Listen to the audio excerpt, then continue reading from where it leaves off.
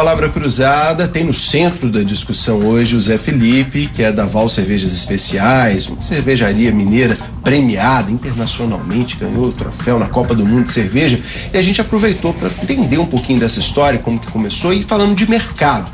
Demos um raio-x do que é o mercado grande, macro de cerveja no Brasil, esclarecemos algumas questões daquilo que a gente não está aqui fazendo apologia para você aí beber e de se prejudicar. O tempo todo, moderação é uma palavra que está aqui permeada no nosso debate. Estamos falando de negócios. Teve essa discussão tributária que foi importante, abrimos essa questão para entender os aspectos das pequenos, do potencial. Quais são os próximos passos? Para onde a gente está caminhando nesse cenário? A gente está caminhando agora para um mercado maduro, ou começando a amadurecer, onde as pessoas elas vão passar a ter um olhar mais crítico sobre aquilo que elas vão consumir. Então a pessoa ela passa aí numa gôndola de supermercado e fala assim, olha, o que eu vou cozinhar? O que vai ter lá em casa hoje? O que a gente vai comer? O que eu vou harmonizar? Qual cerveja que eu vou colocar junto? E aí que é a história que vem dos vinhos. Exatamente. Deixa eu te contar uma história curiosa aqui. Isso a gente começou a ouvir desse mercado. Eu, como repórter, estava fazendo uma matéria preparação. Quando começou a Copa do Mundo foi escolhida, Belo Horizonte foi escolhido. A gente estava num hotel 5 estrelas, ou no Minas, posso falar, não tem problema nenhum. E estava falando sobre mercado, de especificidade, o que o mercado está querendo. E aí o gerente dizendo, olha, por exemplo, vou te dizer a gente precisa de um sommelier para cerveja.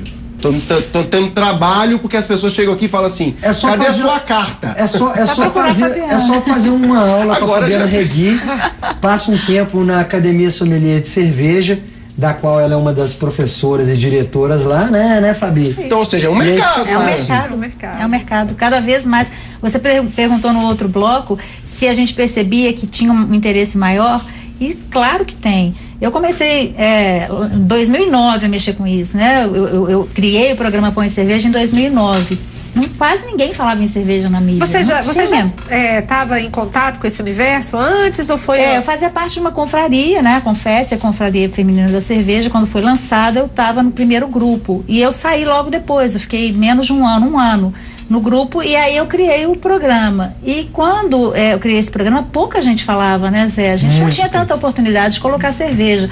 E ao longo do tempo a gente começou a ver a mídia, assim, procurar assunto. Eu mesma, hoje eu tenho uma coluna no Estado de Minas que eu escrevo sobre cerveja, eu já escrevo para outras revistas. Então, assim, as pessoas estão procurando. Por aí é um lado da gente medir. E cada vez a nossa escola, já estou na 7ª turma já, a gente está tendo uma procura muito grande. Cada vez as turmas estão maiores. Das pessoas, não é que elas queiram trabalhar, mas elas querem estar na área, conhecer as pessoas da área. Agora, o comerciante que está nos ouvindo, voltando no que o Zé estava respondendo, ele acendeu, porque, por exemplo, chega num pequeno negócio e faz essa pergunta da forma que você colocou aí, o moço vai olhar para você e falar, vamos lá. E isso é uma tendência mundial. Em Belo Horizonte já está crescendo muito. Todos os bons restaurantes que você frequenta, ele tem que ter uma carta de cerveja. Se ele não tem, ele já está defasado e as pessoas já estão cobrando dele.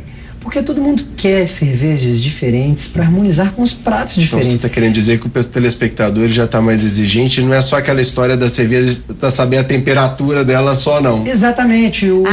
A temperatura é só um dos fatores variados que a gente tem que analisar numa cerveja. E para quem tem curiosidade, eu realmente indico cursos como o da Fabiana, porque é uma pessoa que já está dentro do mercado. Inclusive ela foi jurada de vários concursos, e também desse concurso que a gente ganhou a medalha de ouro no World Beer Cup, de prata também, que aconteceu em Denver, no Colorado, no ano passado. E a Fabiana, ela era uma das juízas. Não julgou nenhum dos estilos em que eu estava, né, Fabi? Mas porque senão ia ter que negociar ela, ia parecer que era, se ela tivesse julgado, ia parecer que era uma aqui o pessoal ia falar assim, marmelada. São mais de 6 mil cervejas. 6 mil cervejas inscritas de mais de 2 mil cervejarias do mundo inteiro. Isso tudo que a gente está falando está vindo para aqui, né? Assim, eu estou me chamando a atenção do ponto de vista dos negócios, dos bares. Você deu uma advertência aí que muito comerciante, uma hora dessa, de repente está perdendo consumidores, os negócios não andam bem, a cidade dos botecos, né? pessoal fala, pô, será que de repente eu não estou investindo bem nisso, eu não estou atento a essas dinâmicas do mercado? Você perguntou nessa hora, fez viagem para descobrir o que o consumidor quer, porque a gente está percebendo que o consumidor está mais exigente. Agora, uma coisa que o Zé não falou, além da medalha, que eu acho que até tem mais valor, você estava falando isso, dos restaurantes que são top, né? Sim. Eles hoje em dia tem que colocar cerveja, senão eles estão fora. A cerveja da Vals, ela tá no Dom do Alex Atala. Ela não tá tá também nos bares aqui, ela tá no Fazano também. Tá no Fazano, ela tá no Dom. Na região e eu acho que isso é um reconhecimento até maior do que a própria medalha. É Minas pro mundo, né? Eu não preciso ir nem tão longe assim. Ontem eu estava conversando com uma dona de bar e ela me disse o quanto que as mulheres têm ido mais ao bar. Por causa das cervejas especiais e também por causa de eventos gastronômicos. Então ela estava assim completamente contente que o público dela era mais feminino do que masculino e era um bar de bairro. O telespectador deve estar falando, deve ser mesmo, porque olha aí, 3 mulheres especialistas. Ou seja, cerveja especial chama mulheres.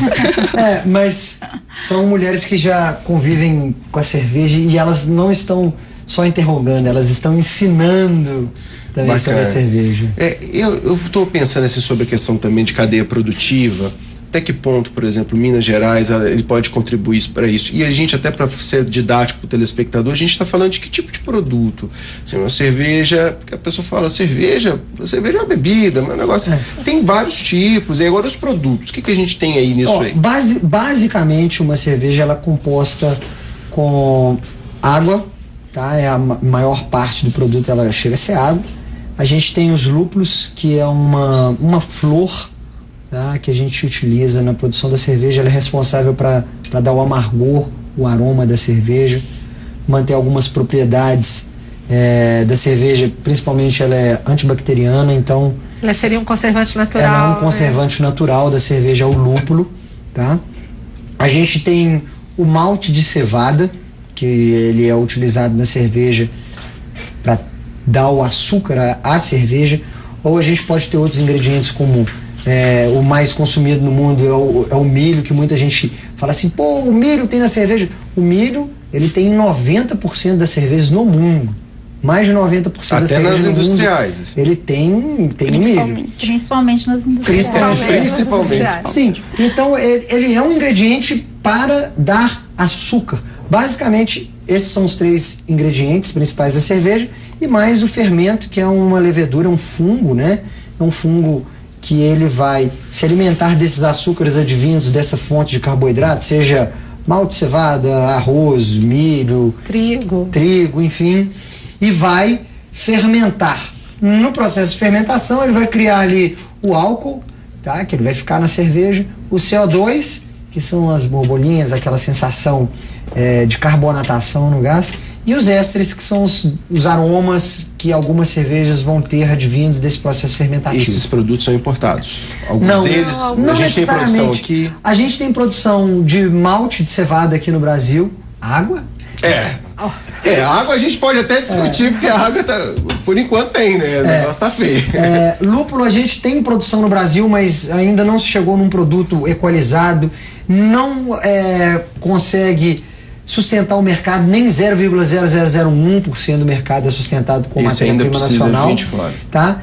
E leveduras que elas também são importadas, a maior parte utilizada aqui, porque o banco de dados desses fermentos, ele foi cultivado mais na Europa, nos Estados Unidos, enfim, a gente está engatinhando nesse processo. E só para lembrar que existe a lei da pureza, algumas pequenas cervejarias que a gente tem contato ainda fazem esse marketing, né? A minha cerveja só tem, e que podem fazer isso porque a quantidade é pequena, tem que se lembrar disso, né? Minha cerveja é feita como na lei da pureza, só água, lúpulo, malte e levedura. Na verdade é um equívoco isso, né? Porque você colocar que a lei da pureza é a cerveja mais nobre, já caiu, né? Isso, mas é só um diferencial. Não, mas acho que as pessoas usam como marketing pra falar que elas usam malte de verdade. Não, mas é só pra dizer assim, eu faço como se fazia 300 anos atrás. O legal da lei da pureza, eu acho legal a pessoa falar assim, a lei da pureza da cerveja, mas a lei da pureza da cerveja, ela é um inibidor de criatividade, é um restritivo da criatividade cervejeira. Tanto que os belgas, eles nem passam perto de uma lei da pureza da cerveja. E aí, enfim, vamos entender o processo da história. É uma questão inteligente que cada um vai trabalhar e explorar o seu marketing. Eu falo, de não, acordo eu com o seu quero produto. colocar eu acho que usa muito como marketing. Isso que eu ia perguntar. E aí os segredos que vão tornando elas cada vez mais aprimoradas, e é esse processo, é a quantidade, é o ambiente. Eu ia perguntar a questão, por exemplo, até do ambiente, porque lembrei aqui do queijo. Sim. Por exemplo, a história do queijo do Cerro, que é muito conhecida, se você não conhece, é muito interessante. Tentaram repetir a história do queijo. Cadê o queijo? Como é que não consegue fazer o mesmo queijo? E faz a mesma fórmula, e põe, e o diacho do queijo não fica igual. Tenta fazer aqui, não fica igual. Faz com pingo, faz com o que foi. Vai descobrir que é a questão do próprio ambiente, a forma como que a bactéria reage àquele lugar. A cerveja pode incorporar esse tipo de particularidade? Não, sim e não. Vamos lá, porque o sim e não. O sim, porque depende muito do elemento que você vai utilizar. Então o elemento ele tem que ser ele tem que ser de outro lugar, algumas especificidades de levedura, de fungo, etc. E não porque você pode procriar um ambiente saudável o suficiente. O ambiente é criar, o ambiente é controlado. O ambiente ele é controlado. A cerveja ela vai ficar num tanque, e dentro daquele tanque você tem um universo à parte. Então a cerveja é viva, e ali você vai cultivar aquele fungo específico que pode ter vindo do norte da Europa. E aí você vai reutilizar. Você vai criar as condições para que mas você pode torrar o seu malte, você pode usar uma água X, uma água Y. Isso quer dizer, a água tem uma particularidade. Exatamente, por isso que é um sim e um não. Então, você pode fazer uma coisa bem particular e você pode reproduzir uma coisa mas não necessariamente é geográfica, é isso que foi a pergunta. Não. O aspecto geográfico não pode mas não vai trazer. Algumas leveduras sim, de tanque aberto. Essa procedência, né? As lambic, que são de uma região. É igual a região de Champagne. Ali é onde tem aquele ser vivo, que é o mesmo que acontece com o queijo do Cerro. E com a cachaça está também. especificamente aquele fermento, né? Aquela levedura. Na região de Lambic, na Bélgica, mas isso não necessariamente... Eu posso usar esse mesmo fermento, e eu posso ir lá na Bélgica, pegar esse mesmo fermento, criar uma condição específica e fazer ele se reproduzir aqui. Perfeito. Enfim, por isso que é um sim e um não. Então acho que o nosso telespectador também entendeu. Não foi tão uma viagem, mas é para trazer esse aspecto da particularidade do produto, que eu acho que é uma discussão que a gente está caminhando. As feiras, as festas, os encontros gastronômicos, vocês levantaram muito isso aqui. É um caminho para desenvolvimento de política pública, de fomento para isso trazer e gerar negócios. A Olimpíada está aí também, né? É um caminho, o blog da Suelen, ele está por dentro de tudo. Quem quiser se informar das coisas que acontecem na cidade, é só entrar na Cidade dos Bares, né, Suelen, que está sempre atualizado. Exatamente. E a gastronomia ainda não entrou na lei de incentivo. Então isso impede um pouco de haver mais eventos de rua. Pois é. Que fomentasse a gastronomia. Eu já vou dar até parabéns para a cervejas. gastronomia, porque às vezes essas discussões de política de incentivo, a gente tem feito algumas discussões aqui no Palavra. Os setores se tornam muito dependentes dessas questões. E aí, quando há algumas mudanças igual essas que a gente está enfrentando agora, o pessoal fica pensando como é que produz. Então tá de parabéns o pessoal que está produzindo. Sim, sem incentivo, com incentivo só do consumo, né? E isso causa um impacto no público muito violento, porque a pessoa consegue ir até o stand e conversar com o Zé, por exemplo, ver o Zé servindo um chopp lá onde, sabe? Então, isso causa um impacto muito, muito legal, esses eventos de rua. Isso democratiza, populariza e faz as pessoas discutirem e conversarem sobre cerveja, que eu acho que é o principal, as pessoas a par do que está sendo feito. Exatamente. Você coloca todos os produtores juntos ali, e hoje em dia a gente está conseguindo fazer isso, né? Colocar praticamente todos aqui da região metropolitana num só evento, a pessoa vai e tem um panorama de tudo que está sendo feito por aqui. Eu acho muito interessante você ter esse confronto ali na hora, né? Saudável. É uma concorrência inteligente. Sim.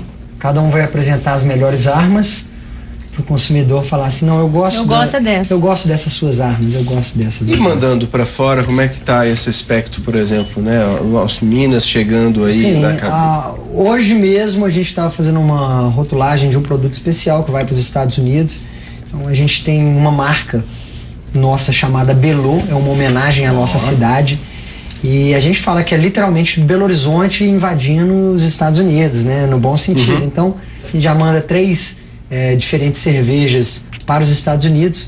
são elas a Bellot São Francisco, a Bellot IP e a Bellot Petroleum, tá?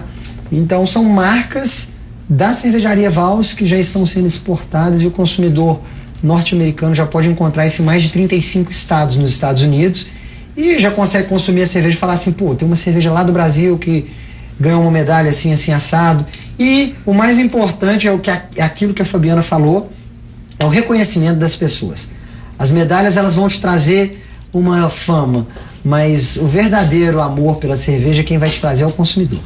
O pessoal que está nos assistindo aí pensando sobre esse assunto. Ainda só para a gente concluir, agora já nos 2 minutos finais, a gente entender essa questão, por exemplo, de potencial. Eu estou querendo voltar a puxar para o aspecto do turismo, que você já explicou. Sim. A gente tem perspectivas disso breve, a gente já tem mercado para isso, para quem está nos assistindo e pensando as redes hoteleiras, né, os municípios que tem muitos municípios pertinho da gente que com charmes especiais. O que eu vejo, Luciano, as microcervejarias, elas estão preparadas sim. Eu não falo pela Vals, eu falo em nome de todas as microcervejarias aqui de Belo Horizonte. Todas já têm uma parte da cervejaria apta para receber as pessoas, com venda de cervejas, brindes, camisetas, comidas para harmonizar também. E inclusive a Belotour, ela está focada em fazer esse projeto de cervejas acontecer. Sempre quando eles têm feiras internacionais, eles promovem a nossa cerveja, eles tentam fazer isso e trazendo jornalistas. Quando vem pessoas para, por exemplo, quando vieram alguns jornalistas para a Copa do Mundo, a própria Belotour se responsabilizou e falou assim, olha, Zé Felipe, você e seu irmão aí me esperem que eu tô indo receber vocês. Levar um grupo exatamente. Formadores de opinião. Tô indo levar para vocês um grupo de formadores de opiniões. Então é mais ou menos assim. Ok. Gente, queria agradecer a presença de vocês. A gente conseguiu entender um pouco dessa história. Não consegui tirar dele o segredo, viu, gente? Não sei se vocês pegaram aí, né? Os mestres cervejeiros. Tem que perguntar pro meu irmão. Melhor perguntar. Pois é, mas a gente tá brincando, né? Claro que o segredo, você falou logo na abertura que o segredo é fazer as coisas com muito amor, com muita vontade. E é isso que a gente precisa para desenvolvimento do Estado, desenvolvimento dessa cadeia produtiva, oportunidade de negócio. Até você, de repente, nem bebe. Mas de repente a gente está falando de um negócio que pode trazer desenvolvimento aí para sua região. Gente, muito obrigado, viu? Boa noite para vocês. Boa noite você, telespectador. O motivo de estarmos aqui fazendo política pública de comunicação. Até o próximo programa.